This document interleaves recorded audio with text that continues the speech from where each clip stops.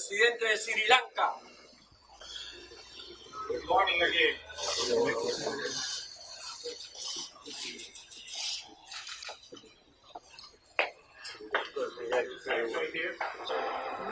Primera ministra de Barbados.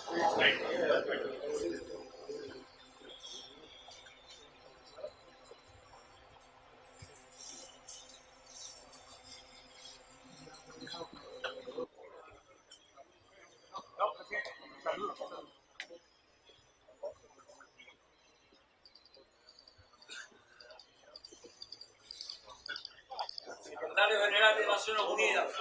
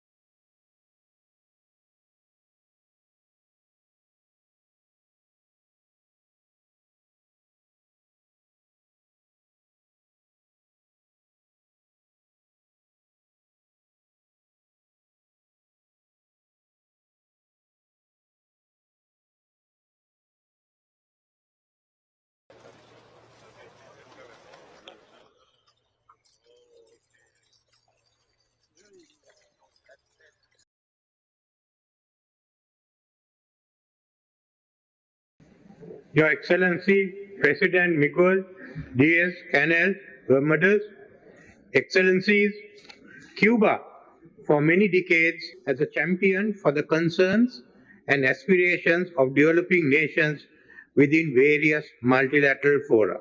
Before I continue with my speech, I would like to join others in expressing our condolences to the Kingdom of Morocco and the Republic of Libya. This year, Cuba assumes the presidency of the G77 at a crucial time when the global south is impacted by multiple and interlocking challenges related to the pandemics, climate change, food, fertilizer, and energy crises, which paves the way for the setbacks to the SDGs and a deepening of the global debt crisis. In the 15th century, Asia was the most technologically developed region. Europe had advanced only in a few sectors, including gunpowder, cannon, and ocean-going ships. These three technologies helped Europe to conquer the rest of the world. The conquest of Asia and Africa set back the development of science and technology in our countries, creating the technological divide of today. Another quantum leap in technology and innovation is taking place in the 21st century at a geometrical progression, further widening the existing technological divide, leading to the marginalization of the South. There are two key factors essential for the developing nations to come out of this crisis. The first is digitalization and the adoption of new technologies such as big data, Internet of Things, AI, blockchain, biotechnology, and genome sequencing. The second is ensuring human resources skilled in the multifaceted fields of science and technology, and educated manpower well equipped with knowledge and technological know-how is necessary to keep the smooth flow of the needed transformations. These two factors single-handedly will lubricate the development and catching of process in the developing nations. Let me outline the measures my government is taking. A continuing economic restructuring process after the financial crisis of 2022 provides us with a chance to harness the potential of science, technology and innovation to our future trajectory of sustainable development and high growth. We are currently evaluating the performance of all our existing science and technology research institutes, some of which are underperforming. To promote the utilization of new technologies for Sri Lanka's growth, the government will establish a Technology and Innovation Council as well as a Digital Transformation Agency. Our universities currently do not have the capacity to create the requisite number of technology specialists.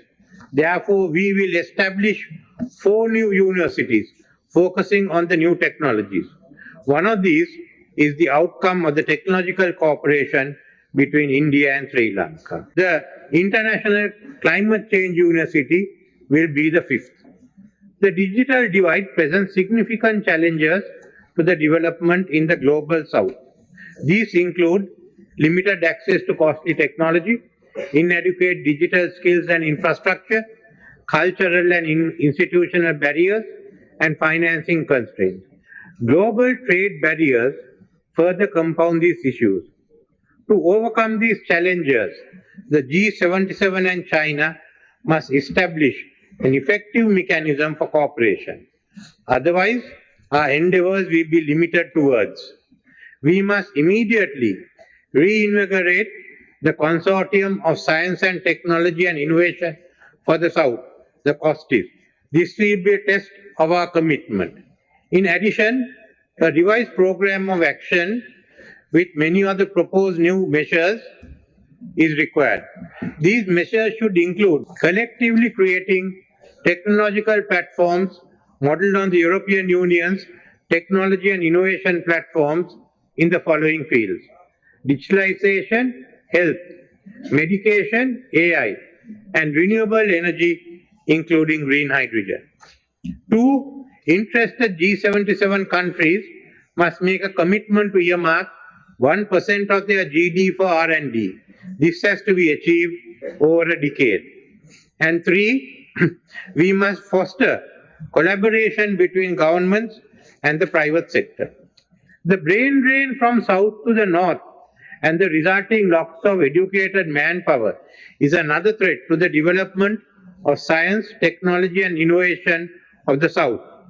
China, India, Japan and South Korea have developed science, technology and innovation by nurturing their own manpower. Therefore, we must ask for compensation from the north for the loss of our manpower. Strengthening South-South cooperation can also play a significant role in addressing the critical issues of expanding our human resources. Sri Lanka urges the Group of 77 and China to work together to introduce a scheme similar to the Colombo Plan to increase collaboration, exchange best practices, and push policies that harness the transformational potential of science, technology, and innovation amongst us. Sri Lanka is committed to supporting the new Havana Declaration. We must ensure that the collective voice of G77 and China is heard in the international fora.